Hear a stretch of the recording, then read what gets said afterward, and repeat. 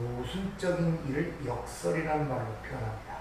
어떤 명제를 세우고 근데 그 명제가 모순이 되는 결과를 나타내는 것을 역설이라고 해요. 쉬운 말로 우리는 인생이 역설의 삶을 삽니다.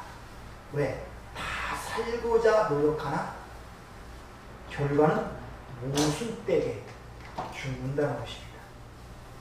이상하지 않습니까? 다 행복하고자 그렇게 원하고 애를 쓰지만 행복한 사람은 그렇게 많지 않습니다. 이상하지 않습니까? 다 살고자 노력하잖아요. 애쓰잖아요. 그런데 결국은 죽는다는 거예요. 이렇게 삶에 대한 모순이에요. 원하고 바른 생각, 바른 계획을 세워놨지만 결과는 우리의 원하는 바와 다르게 결과를 낳게 된다는 것입니다.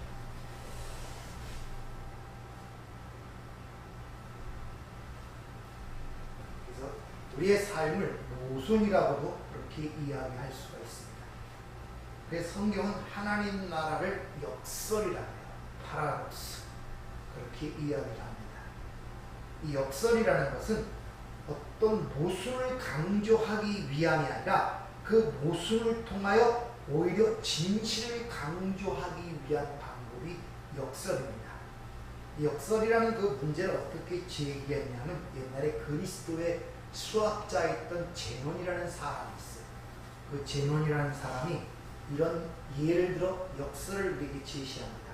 즉 아킬레우스라는 가장 지상에서 빠른 사람과 가장 느린 거북이와 경주를 시킬 때 그 경주의 방법을 이렇게 명제를 세웁니다.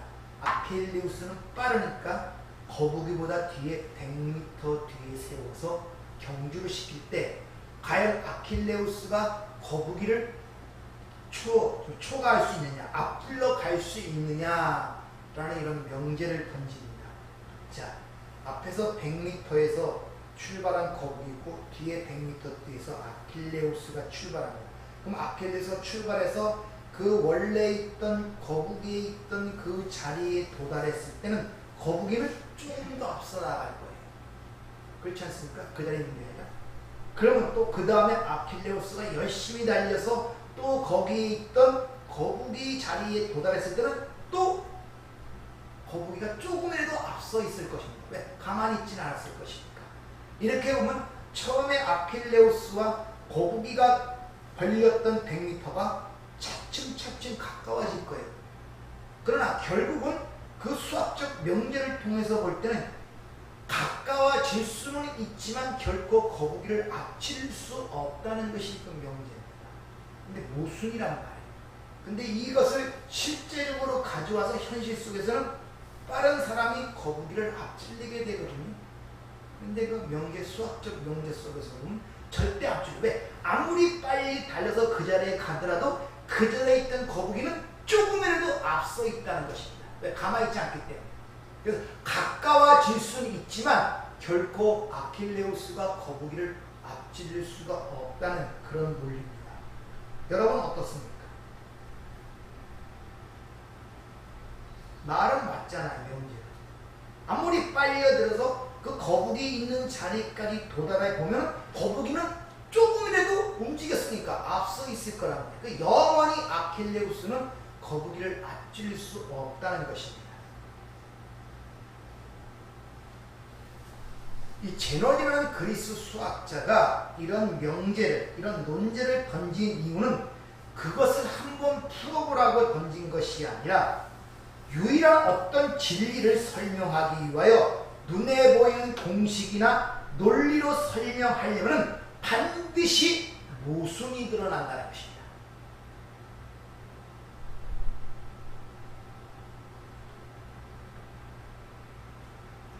하나님이 우리에게 진리를 주셨는데 그 사람들은 보이는 공식이나 논리로 그걸 설명하려고 해요. 근데 그 모순이 떨어집니다. 여러분이 선악의 판단으로 선악과를 먹고 선악의 패러다임으로 하나님의 진리를 보려니까 항상 모순이 일어나요.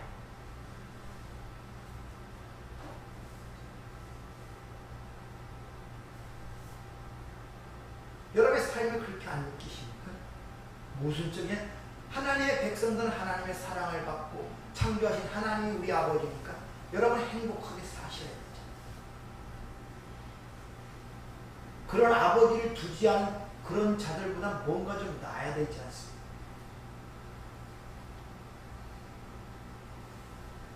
실제 여러분이 하나님을 믿고 하나님의 백성이라고 자처하고 살아간다지만 피상적 막연한 사냥 속에 천국을 제외하고는 여러분이 이 땅의 삶보다 나은 게 있습니까? 실제적으로 물어보죠. 이 땅의 이 세상의 목적으로 이 세상의 기준을 두고 사는 사람보다 여러분 지금 행복하다고 느끼십니까? 그들보다 여러분 행복하게 스스로 느끼고 살아가세요? 무슨이잖아요. 우리는 하나님의 백성한테 영생을 얻고 죄 안 받았고 하나님이 함께 하시며 하나님이 복을 주시고 우리를 사랑하시고 성경적 명제들 쫙 이렇게 깔려 있어요. 근데 그런 하나님 아버지가 없이 고아로 살아가는 그들보다 여러분이 지금 행복하다고 느끼신단 말이에요.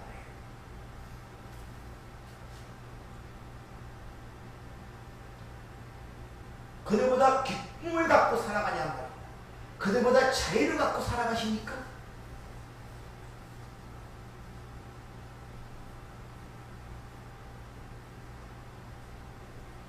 생각들 해보세요.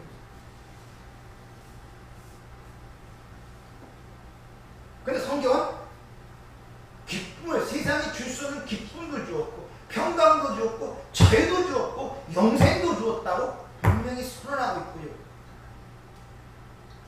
근데 그런 하나님의 진리, 우리에게 주신 말씀을 현실 속으로 끌고 와 어떤 공식화시켜서 논리적으로 생각하면 맞지 않는 거예요. 모순으로 보인다는 것입니다.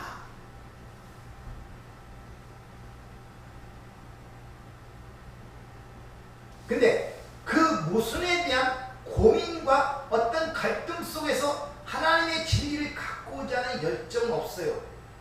그러면서 그냥 그런가 보다 해요. 왜? 거기에 대한 어떤 것을 고민하고 드러내면 믿음 없는 사람처럼 보이거나 아니면 알지 못하고 무식하고 어리석은 사람으로 보일까.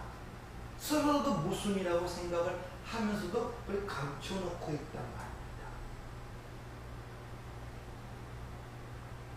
여러분의 하나님 나라가 있다고 그러잖아요.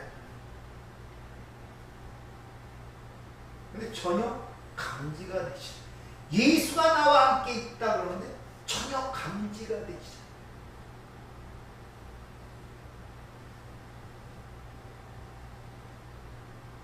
왜 그렇습니까? 하나님의 진리, 하나님의 주시는 것들을 우리가 선하게 파라다임이는 공식에 넣어서 그걸 보려고 하니까 그런 모순이 일어나는 거예요. 네? 나타나고 보인 것으로 공식화시켜 논리화시켜 그걸 보고 알려고 한단 말입니다. 근데 안 맞아요. 그것이 현실의 삶과 안 맞는단 말이에요. 잘 생각들을 해보세요.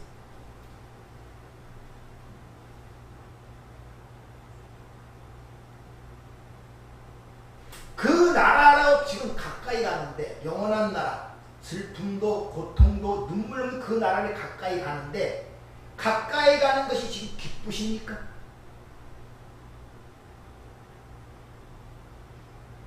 여러분 싫든 좋든 그 나라를 향하여 한 발 한 발 지금 가고 있잖아요.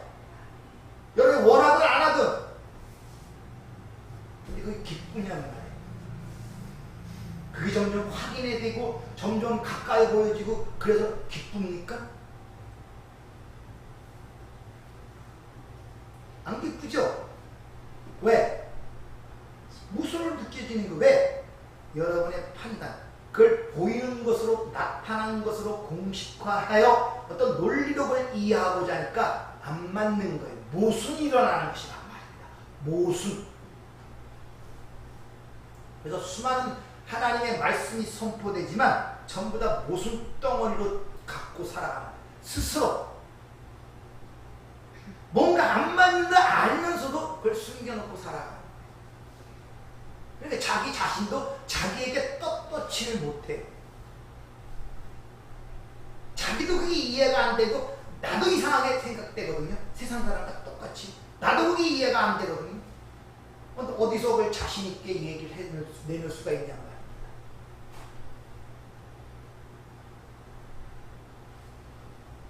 따라서 여러분이 하나님의 진리를 이 땅에서 나타나게 보인 것으로 어떤 논리와 공식으로 그걸 해결하려면 반드시 모순에 빠지게 된다는 것입니다. 하나님께서는 여러분이 지금 삶이라고 생각하는 모든 만물의 모든 사건이나 여러분의 행위나 사고나 행동 방식이나 그 모든 걸 만드신 분이 하나님을 믿으시죠? 네. 근데 그 안에 하나님이 진짜 내용, 알곡을 담아 놓으셨단 말이에요.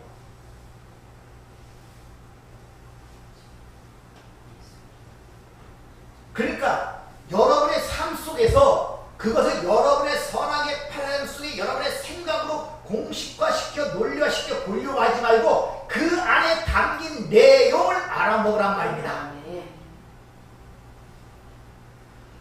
쉬운 말로 아우 요거 얄미워 죽겠네 요거. 이게 미운 말입니까 사랑하는 말입니까? 그 안에 담긴 건 둘 중에 하나예요. 뭡니까? 그것을 보냔 말이에요.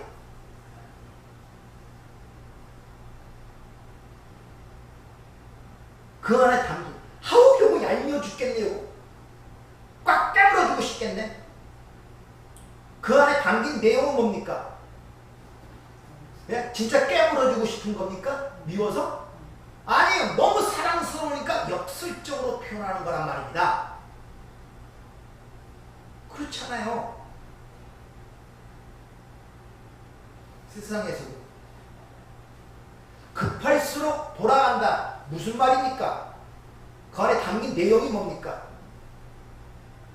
그자 그 말을 듣고 진짜 급해 죽겠는데 돌아가는 그런 사람 있습니까? 화장실이 급해 죽겠는데 삥 돌아서 가는 사람 봤습니까? 그럼 그 말의 내용이 뭐예요? 그 안에 진짜 담긴 내용이.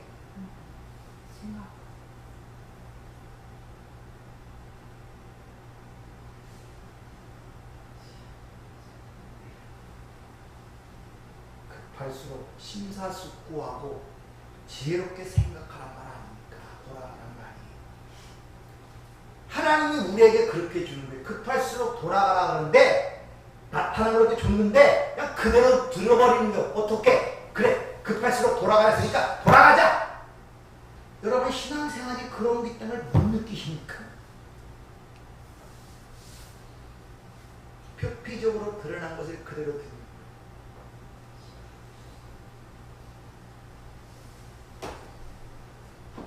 그러면서 이것도 아니고 저것도 아닌 결과를 하고 청개구리죠.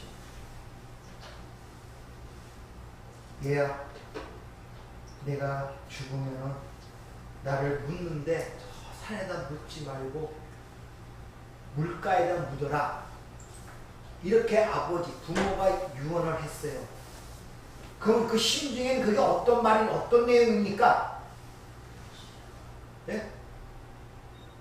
진짜 물가에 묻으라 소리입니까? 근데 청개는 어떻게 들립니까? 물가에 묻죠. 못 들어요. 왜? 평소에 거꾸로 행동해 왔기 때문에. 선악과를 먹고 선악의 판단자가 된 것이 청개구리 우리란 말입니다. 못 알아들어요. 그 역설, 그걸 세상에서 줬는데 그 안에 것을 여전히 껍데기로만 보고 있단 말이에요. 그 안에 담긴 하나님의 진리를 보지 못하고 이렇게 눈에 보이는 것으로 묶이는 것, 그것을 탐심, 정욕, 사욕, 에피투미아라고 얘기를 하는 것입니다. 그것이 모든 죄의 근본입니다. 왜냐하면 아담이라는 이 생리적 성향은 눈에 보이는 모든 것을 사용하여 나의 가치를 높이고 나를 풍성하게 만드는 것으로 사용한단 말입니다. 그걸 5절에 설명한 것처럼 그걸 재물이라고 표현합니다. 맘모나스. 그걸 재물을 섬긴다. 암몬신을 섬긴다는 거예요. 그런 사람들의 대표적인 사람은 바리새인들. 내가 율법을 주어 희생제사를 주어 그 안에 어떤 내용을 담아주었더니 겉으로 희생자이지만 열심히 드려 그걸 자신의 가치로 삼는 거. 그걸 돈을 좋아한다. 재물을 좋아한다는 말로 써요. 성령의 어떤 진리를 좋아했더니 성령만 열심히 바라보고 섬기면서 살다가 멸망으로 떨어지는 거. 그 안에 내용을 보지 못하는 거. 열심히 희생하지만 열심히 등하는 거예요.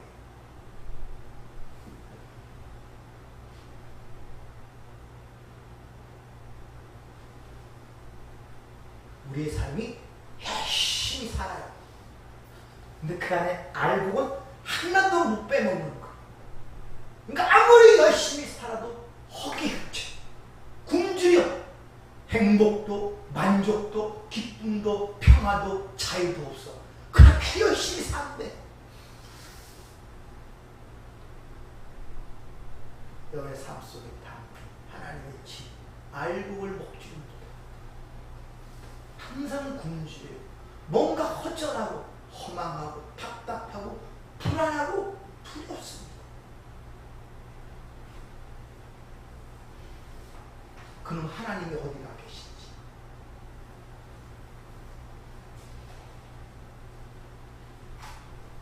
하나님의 진리를 아는 사람들은 이 모든 것 속에 들어있는 진정한 의미를 보는 눈을 갖게 되는데 그것을 영안이라 그래요.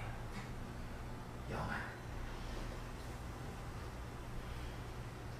그렇게 영안, 진리의 눈을 갖게 되면 이 땅에서 나타으로 보여지는 역설 속에서 그걸 재배, 껍질을 벗김으로 말미암아 그 안에 진정한 알곡을 빼서 양식으로 먹을 수 있는 것입니다. 이삭을 털어서 껍질을 벗겨서 그 안에 알곡을 먹죠.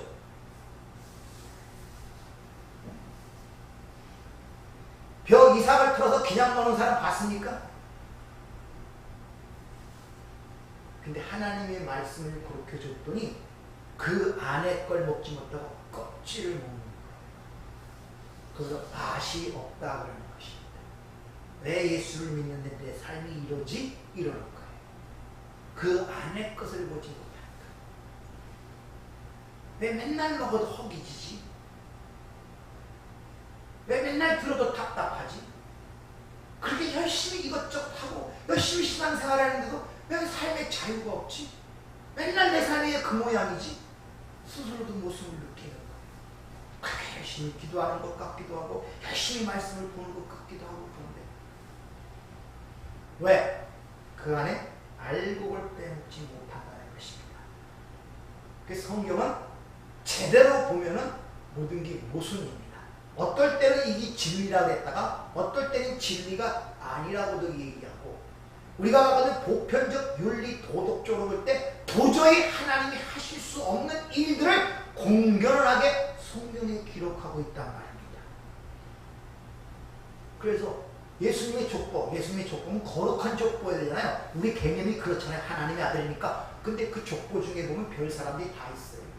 시아버지와 통관해서 낸 여자가 예수님의 족보를 나라와 민족을 팔아먹은 자가 예수님의 족보에 올라가 있다니까요. 모순이라 우리 생각으로 인간의 선악의 구조로 이해되지 않는 그런 문제를 당할 때마다 왜 어떨 때는 하라 그러고 어떨 때는 하지 말라 그러지? 이런 문제에 고민하는 것보다는 슬그머니 넘어가 버립니다. 왜? 자칫 믿음 없는 자로 취급될 수도 있고 또 무식하다고 무시당할 수 있는 생각 때문에 그런 것입니다. 빛은 어둠을 드러내는 것이고 어둠은 빛을 드러내는 것입니다. 어둠을 통해 빛을 알게 되고 빛을 통해 어둠이 뭔가를 알게 되면 그 빛과 어둠이라는 두 개념이 사라지고 그냥 그게 진리가 돼버리는 거예요. 이거냐 저거냐는 그런 논리로 오지 않는단 말입니다. 세상에서.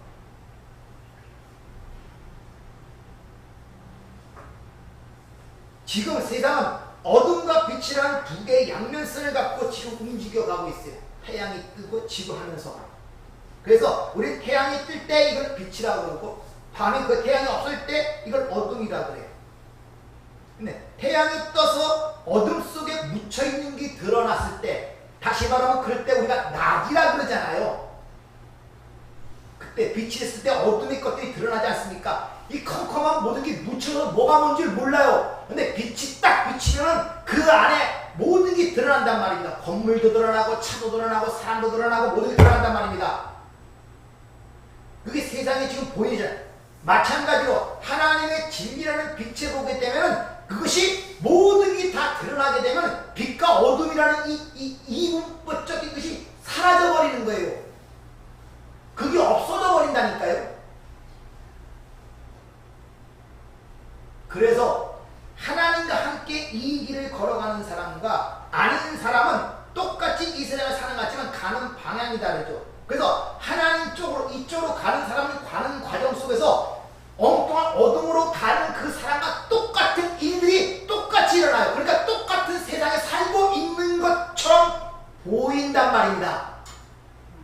주어진 시간 안에서는. 그러나 분명히 지금 같은 공간에서 다른 방향으로 가고 있잖아요. 그건 아니란 말입니다. 근데 다른 방향으로 가고 있음에도 불구하고 일어나는 일이 똑같아요. 왜? 먹고 마시고 입고 자는 것들이 똑같단 말입니다. 병들고 아프고 고통들이 똑같이 일어나요. 하나님 쪽으로 가라, 이쪽으로 가라. 근데 이쪽으로 가는 사람이 뭐가 달라지느냐? 이쪽 가면 뭐가 다르겠습니까? 단순히 이 길로 가면 저기 희망의 나라가 있어? 그거 다릅니까? 그 자체도 확실합니까? 이쪽으로 가는 것도 확실치 않아서 항상 불안하고 두렵잖아요. 가까이 갈수록 환희가 끼고 가까이 가는 어떤 느낌보다는 이쪽 사람과 똑같이 병들고 늙고 죽고 하는 그것이 더 나를 현실을 감싸잖아요. 왜? 그것도 불확실하니까. 그리고 이 사람이 고민하던 걸 똑같이 고민해요. 확실한 것은 이쪽으로 가는 사람은 죄 아래 있지 않기 때문에 죄를 절대 질 수가 없어요.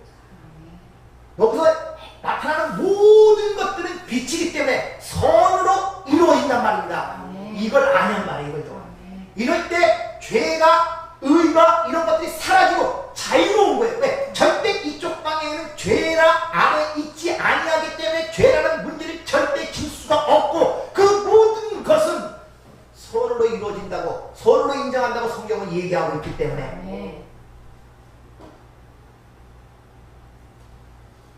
그걸 아는 사람이 이쪽을 하는 사람, 이쪽 양쪽에 똑같은 일이 일어날 때 시각이 달라지는 거예요. 보는 관점이. 이쪽은 갈수록 뭡니까? 빛으로 간다는 그 자유함을 갖게 돼요.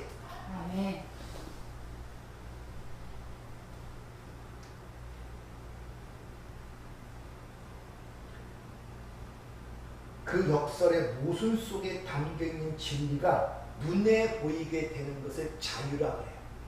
그럼 이걸 해야 되냐 안 해야 되냐 이런 고민에서 나오게 된다니까요. 이쪽에서는 이 선악과 쪽에서는 반드시 어느 한쪽을 선택하고 어느 한쪽을 선택지 아니하는 두 방향이 항상 있단 말입니다. 뭘 선택해도 또 선택이 일어나요. 계속 분열입니다. 분열. 내 자신도 분열되고 정신도 분열되고 왜? 계속 선택을 하면서 가야 된단 말입니다. 이쪽 방향은 계속 죽을 때까지 육신이 썩을 때까지 계속 선택을 해야 돼요. 이쪽은 반대로 선택한 이유가 점점 사라지게 된단 말입니다.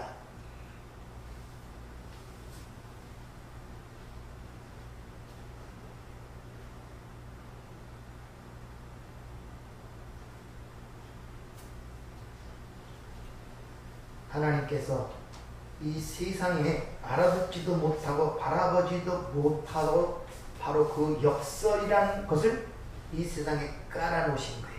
왜?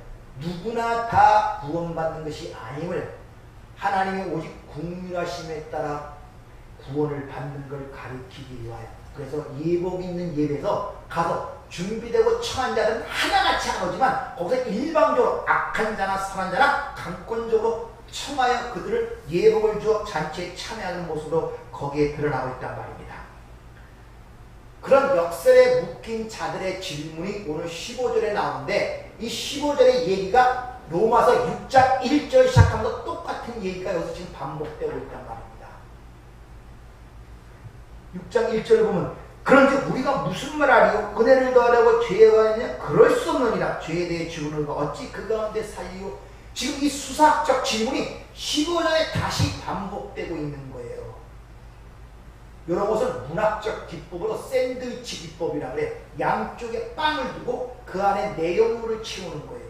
그래서 1절과 15절 사이에 예수 그리스도의 십자가의 사건과 그리스도의 연합의 사건과 그리고 그 그리스도의 의의 오에 입은 신부의 이야기가 그 안에 내용으로 담겨 있단 말입니다. 그리고 15절로 다시 1절 시작했던 수사적 그 질문을 시작해서 그 내용을 뭔가를 우리에게 확인을 시키는 거예요. 니들이 앞에서 내가 그런 질문을 시작했지 않느냐? 은혜에 따라 죄에 가할 수 있냐? 그럴 수 없다. 그 이유를 내용으로 2절부터 10절까지 쭉 설명하는 거예요. 그래서 십자가의 사건과 은혜의 사건과 그분의 의에 오신 사건을 쭉 설명한 다음에 다시 규명을 하는 거예요. 죄에 따라 은혜에 따라 죄에 가할 수 있냐? 그럴 수 없느냐? 왜? 그 내용을 너희가 알아먹었다면 절대 그런 질문을 할 수가 없다. 이런 말이에요. 그리고 16절에 그렇게 너희가 그것을 네가 가졌다면은 그것이 바로 순종이라는 말로 지금 이야기를 시작하고 있단 말입니다. 순종. 그 내용을 이해하여 그 진리를 가진 자를 그 상태를 순종이라는 말로 표현하고 있단 말입니다. 히파코에 이런 단어가 쓰이는데 율법의 진정한 의미를 깨달아 그 율법을 진리로 갖고 된 상태를 성경은 순종이라 하기 때문에 어떤 명령을 행동하여 그걸 지킨 자에서 나오는 순종이 아니라 이 순종은 진리가 된 자에게만 적용되는 단어가 순종이에요. 진리를 안 자에게만 적용되는 단어가 순종이란 말입니다. 그래서 우리가 수요일날 지금 사무엘상을 보는데 사무엘상 15절 22절 잘 아시는 분들은 사무엘이 되 여호와께서 번제와 다른 제사를 그 목소리를 청종하는 것 같이 좋아하신까지 좋아하시겠나이까? 순종이 제사보다 낫고 듣는 것이 수양의 기름보다 낫다 이렇게 얘기하죠. 아니 하나님이 번제의 제사를 드리라 했잖아요. 그럼 번제와 제사를 드리는 것이 순종 아닙니까? 근데 그게 순종이 아니래요. 즉 번제와 다른 제사라는 그런 말은 그 하나님의 그 말씀을 표피적으로 이해하여 그렇게 들었을 때 나온 행동이 번제와 다른 제사란 말입니다. 그 번제와 다른 제사에 담긴 내용은 모르고 그걸 표피적으로 들어서 그런 제사를 드리는 상태를 얘기하고 있단 말입니다. 근데 그 안에 담긴 내용이 모른단 말입니다. 그거와 반대적으로 반대편에 나온 것이 목소리를 청종하는 것이라고 이렇게 얘기를 하죠. 목소리를 청종하는 것이 바로 번제와 다른 제사보다 낫다 이런 말이죠. 여기서 목소리라고 번역된 이 콜이라는 단어가 파괴하다는 쿠르라는 단어와 가르치다, 교훈하다는 라메드라는 단어의 합성어입니다. 그리고 파괴하여 새로 세운다는 이 말이에요. 파괴하여 새로 세운다. 그러니까 번제와 다른 제사를 드리는 그 모든 예식 속에는 십자가의 죽으심과 부활을 통하여 너희가 산다는 내용이 그 안에 담겨 있는데 그 내용을 아무것도 모르고 그 주어진 표피적으로 그 행위만 계속 반복하여 하는 거예요. 지금으로 말하면 주일날 예배를 드리는데 찬송하고 뭐 기도하고 예배 드리는데 계속 그 반복된 행동만 하는 거예요. 그 안에 들려진 진리는 하나도 못 알아먹고 그리고 예배 드렸다 예수 믿었다 그 얘기를 하고 있는 거예요.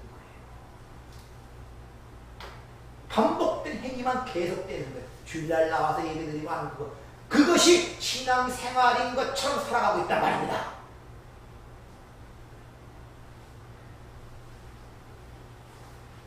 이 순종이라고 번역된 단어는 이것이 히브리어로 샤마라는 이런 단어가 쓰입니다.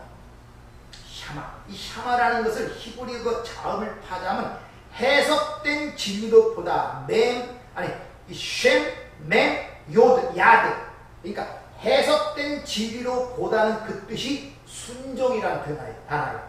그러니까 목소리를 청정하다, 순종하다 그 말은 하나님이 예수의 십자가의 죽으심과 부활을 통하여 새로운 하나님의 백성으로 만든다는 그 내용이 제사와 번제 속에 들어있는데 너희들은 그걸 알아먹지 못하고 주어진 그 행위만 계속 반복한다 이런 말이에요.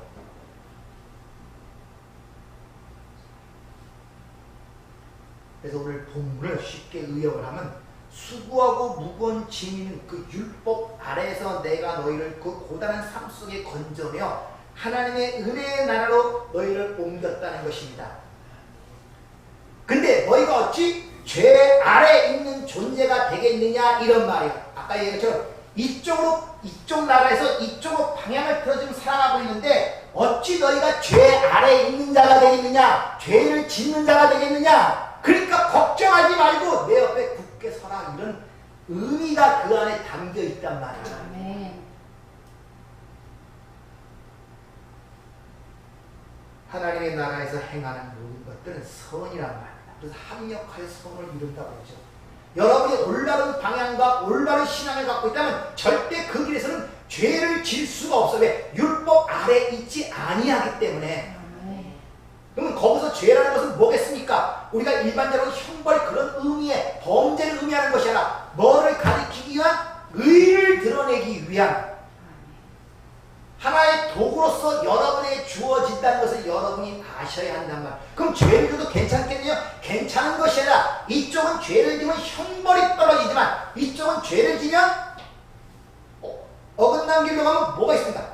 아버지의 징계가 있는 것입니다. 사랑하는 자마다 징계하고 채찍을 친다고 12장에 그렇게 얘기를 하고 있죠. 근데 그 아버지의 징계는 형벌은 기준이 있는데 형벌대로 하지만 아버지의 징계는 아버지 뜻대로 하는 거기 때문에 훨씬 힘들고 오래 갈 수가 있어요. 세상에 죄를 지면 이 형법 몇 조에 의하여 금고 몇 년을 형합니다. 그거 끝나죠. 하나님은 딱 봐갖고 이걸 고쳐야겠다면 고칠 때까지 끌고 나간단 말이에요. 한번 하나님의 손을 대시면 그래서 무서운 거예요.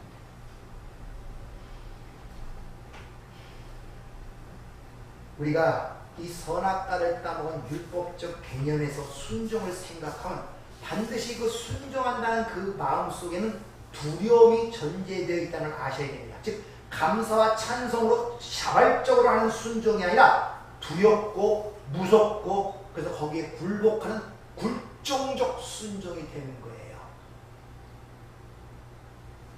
안 지키면 벌 받을까?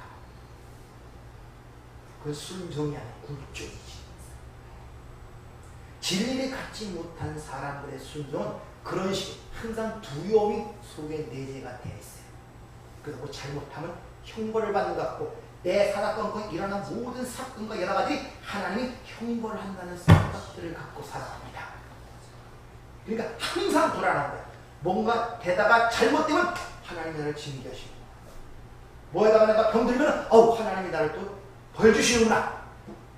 항상 그런 것들이 삶 속에 나를 억누르고 있어요. 그러니까 거기서 나오는 순종이 굴종이란 말입니다.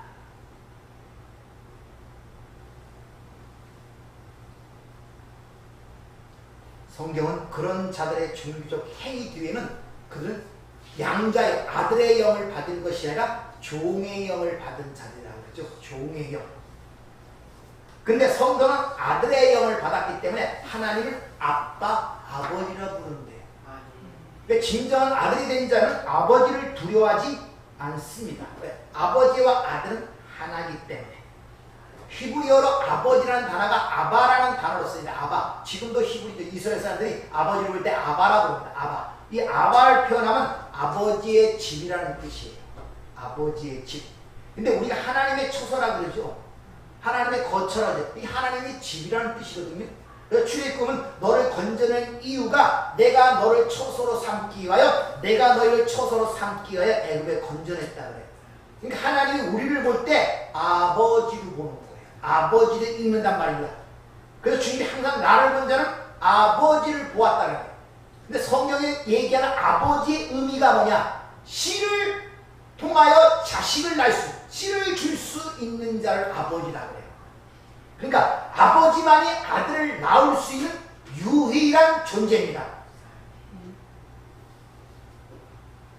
근데 그 아버지에 의하여 씨를 받은 자는 아들이 되는 동시에 그 씨를 줄 수 있는 아버지가 되는 거예요.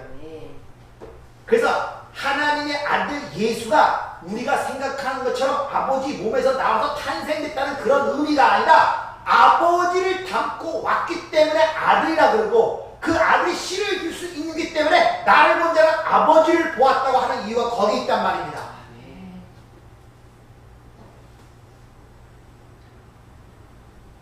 근데 그렇게 아버지 위에 하나님은 심판자의 하나님도 된다는 것을 얘기하죠. 그래서 예수님께서 항상 아버지 아버지 부르다가 십자가상에서 마지막 돌아가실 때 하나님이라고 불러요. 왜? 그때는 죄인을 대신하여 형벌 가운데 돌아가고 있기 때문에 그때 유일하게 하나님이여 하나님이여 나를 어찌 버리시나이까, 이런 고통적 외침이 성경에 기록이 되어 있단 말입니다. 그러니까 하나님이 우리와 함께 계시다, 주님이 우리와 함께 계시다는 그 말은 진짜 하나님의 어떤 존재가 여러 반 안에 있다는 그런 의미가 아니라 그 하나님을 설명하는 진리가 내 안에 있단 말이에요. 예수가 여러분 함께 있다는 것은 그 예수가 누군지 알아보는 진리가 여러분 안에 있다는 것이 예수가 나와 함께 있다, 이런 말이에요. 따라서 그 진리를 갖고 있는 자들, 즉 예수와 함께 있는 자들은 모든 삶 속에서 누구를 봅니까? 예수를 보는 거예요. 나의 고통 속에서도 예수를 보고, 나의 질병 속에서도 예수를 보고, 나의 행복과 기쁨 속에서도 예수를 보게 되어 있단 말입니다. 나를 보는 것이 아니라. 그 여러분의 삶을 통하여 그 왜 예수의 그 삶을 못 보냔 말이에요. 그걸. 그러면 나의 혼자 살면 되잖아요. 그것이 동행하는 삶입니까? 그러니 공감이라는 말을 통하는데, 가족이 좋은 게 뭡니까? 아픔과 고통을 같이 느끼는 거예요. 공감이 되는 거예요. 공감이. 나 혼자만 건강하다고, 아니 딴 사람 아픈데 나 혼자 건강하다고 그 고통이 안 옵니까? 그건 가족이 아니죠.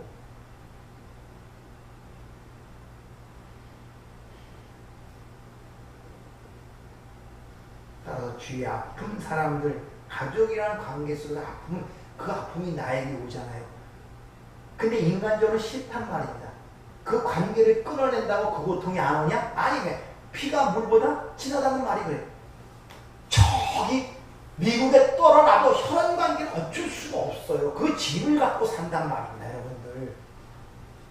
그러니까 그 삶 속에서 내 삶을 볼 때 거기서 해방이 될 수가 있는 거예요.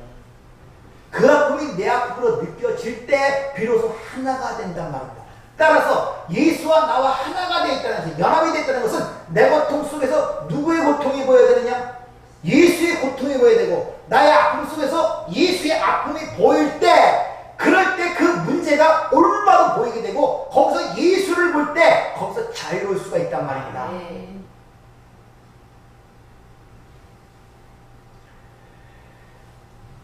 이런 관점에서 오늘 죄에 대한 그 죄의 내용이 뭐겠습니까? 그러니까 진리를 마음에 담아 진리라는 우리 존재가 된 것을 순종이라면, 불순종이라는 죄는 뭐겠습니까?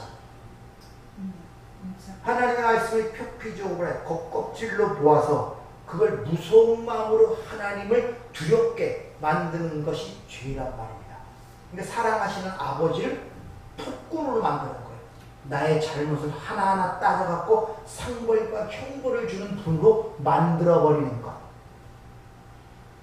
그게 죄란 말입니다. 그래서 하나님의 사랑이시라 그러잖아요. 그러면 이 껍질과 표면적인 비진리가 나쁜 것이냐? 아니란 말이에요. 진리를 담고 있는 그릇이란 말이에요. 나쁜 게 아니란 말이에요. 그릇이란 말이에요. 담기 그릇 있어야 그 내용물이 있을 거 아닙니까? 그런데 그 나타난 그릇만 보고 거기에 안주해버리고 거기서 멈춰버리는 것. 그게 죄란 말입니다. 성전을 통하여 하나님의 마음이 어떤지, 하나님이 누군지라는 진리를 담아 성전을 줬더니 맨날 성전을 바라보고 절하며 성전을 섬기는 행위. 희생제사를 통하여 예수의 십자가의 죽으심과 통해 부활을 가르치려고 주었더니 계속 희생자만 드리면서 그걸 보지 못하는 상태. 여러분에게 신앙생활하는 삶, 이 땅의 삶이라는 걸 보고 주고 배워주고 했더니 거기서 그 안에 담긴 하나님의 사랑, 하나님의 진리는 보지 못하고 그 껍질만 보고 살아가는 삶. 그것이 죄라고 봐요. 그래서 주님이 아버지가 예비하는 자를 찾는다. 근데 이 산도 아니요 저 산도 아니요 영과 진리로 예비하는 자를 찾는다. 이렇게 말씀하시는 것입니다. 영과 진리로. 근데 성경은 우리 인간의 눈과 귀에는 절대 그 내용을 알아볼 수 있는 기능도 능력도 없기 때문에 허물과 죄로 죽었다 이렇게 표현합니다. 그래서 모든 사람들은 그걸 껍질로만 봐요. 그 안에 내용을 모릅니다. 그래서 당신의 택한 백성들에게 진리의 성령을 주시는 거예요. 그 진리의 성령을 받은 자는 어떤 특징이냐? 바로 예수께서 이 땅에 가르치신 교훈, 그걸 가지고 우리를 가르친대. 내 것을 가지고 너희를 가르친대. 비로소 예수가 이 땅에 오신 행한 일과 그분이 누구인가를 인식하게 된단 말입니다. 보혜사 성령이 오셔서 하시는 일이 그거란 말이에요. 여러분 성령을 하나의 능력으로 생각하시면 절대 오산이고 이단입니다. 성령은 하나님이세요. 인격적 하나님이시란 말입니다. 그러니까 성령이 우리에게 역사하기 위하여 사용하시는 도구가 뭐겠습니까? 말씀인 거예요. 진리와 말씀이 동반되지 않은 어떤 역사도 그건 성령의 역사가 아니라 사탄의 역사입니다. 거짓 이적과 표적이란 말이에요. 왜? 진리의 성령이 오신 이유는 예수가 하신 말씀을 가르치고 그분이 누군가를 가리키기 위하여 보냈는데 그분은 다 어디가 있는지 않고 눈에 보이는 것을 갖고 역사 쌕쌕대는 것은 성령의 역사가 아니라 사단의 역사란 말입니다.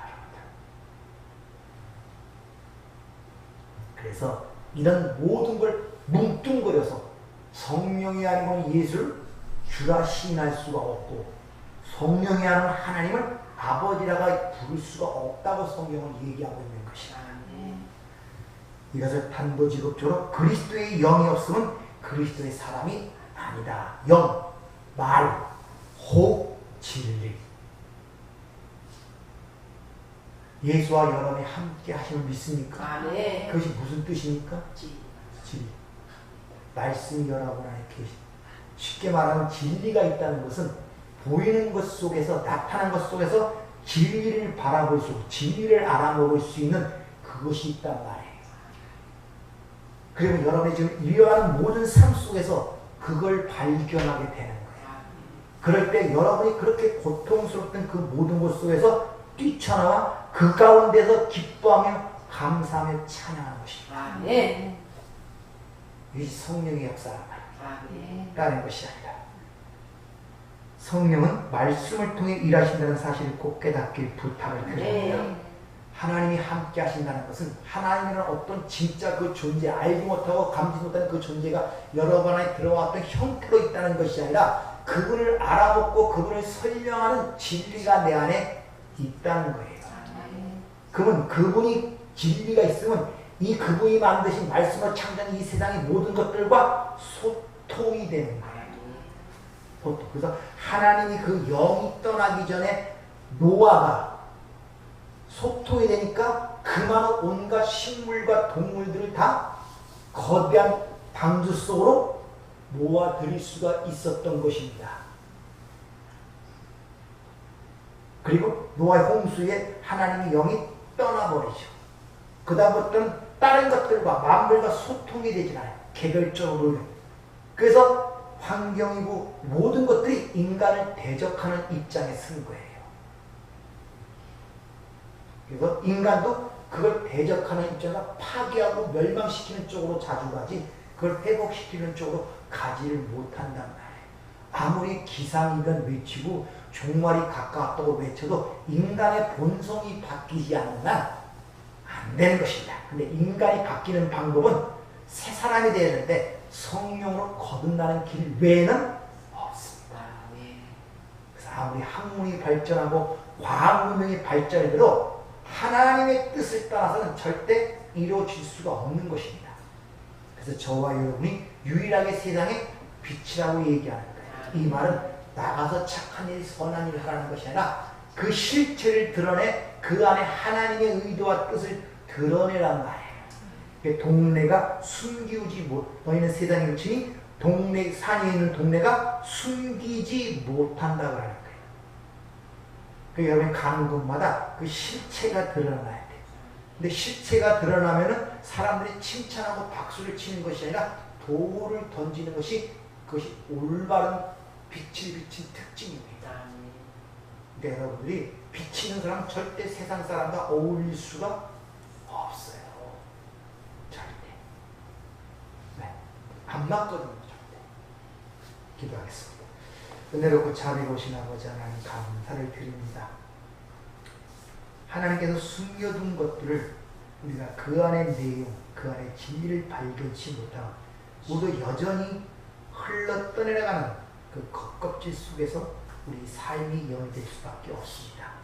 주님, 우리에게 진리의 성령을 주셨사오니 우리 모든 것 속에서 그 진리를 볼 수 있는 눈을 열어주시고 아멘. 그 가운데 하나님이 하시는 일을 봄으로 말미암아 감사와 찬양이 우리의 삶이 될 수 있도록 저희들을 축복하여 주시옵소서.